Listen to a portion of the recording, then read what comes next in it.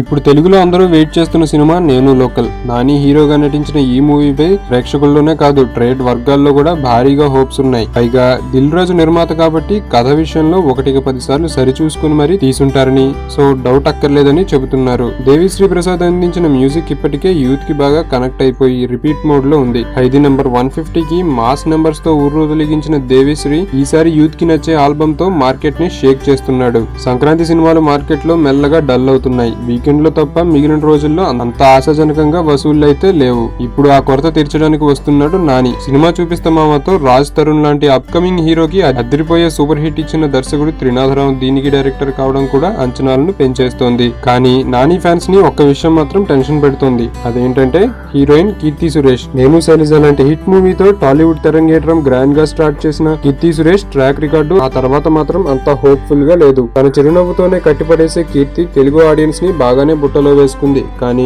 తర్వాత వచ్చిన సినిమాలేవి ఆశించిన స్థాయిలో ఆడలేదు. ధనుష్ హీరోగా తమిళ్లో తొడరిగా, తెలుగులో రైల్ గా ఏకకాలంలో విడుదలైన ఈ మూవీ పట్టుమని వారం కూడా ఆడకుండానే తిరుగు ప్రయాణం చేసింది. తర్వాత వచ్చిన శివకార్తికేయన్ డబ్బింగ్ మూవీ రెమోలో కూడా తనే హీరోయిన్. తమిళ్లో బాగా ఆడిన ఈ మూవీ తెలుగులో మాత్రం అట్టర్ ఫ్లాప్ అయింది. దిల్ రాజు లాంటి బడా నిర్మాత దీని వెనుక ఉన్నా సరే ఫలితం దక్కలేదు. వీటిలో కీర్తి ప్రమేయం లేకున్నా తమిళ్లో పర్వాలేదు అనిపించుకున్న సినిమాలు సైతం ఇక్కడ రిజెక్ట్ అవుతున్నాయి. సో మళ్ళీ ఇప్పుడు కీర్తి నానితో వస్తోంది. మరి ఇప్పుడైనా ఈ సెంటిమెంట్ బ్రేక్ చేస్తుందా అంటే 100% అంటున్నారు అభిమానులు. ట్రైలర్ చూస్తుంటే సినిమా చూపిస్తామాకు కొనసాగింపుగానే అనిపిస్తున్నా నాని మ్యాజిక్ వర్కౌట్ అయ్యే అవకాశాలు పుష్కలంగా ఉన్నాయి. మోహన్ లాల్ డబ్బింగ్ సినిమా కనుపాప తప్ప పోటీలో మరో సినిమా లేకపోవడం కూడా దీనికి అడ్వాంటేజ్.